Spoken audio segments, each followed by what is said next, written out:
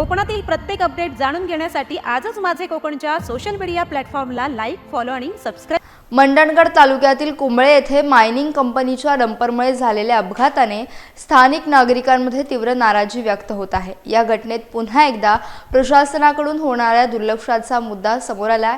अपघातात सहभागी असलेला डंपर विना नंबर प्लेट असल्याचे नागरिकांनी स्पष्ट केले असून यापूर्वीही अशाच डंपरच्या वाहतुकीबाबत प्रशासनाच्या निदर्शनास आणून देण्यात आलं होतं, तरी देखील संबंधित विभागाकडून कोणतीही ठोस कारवाई न झाल्याची टीका होत आहे।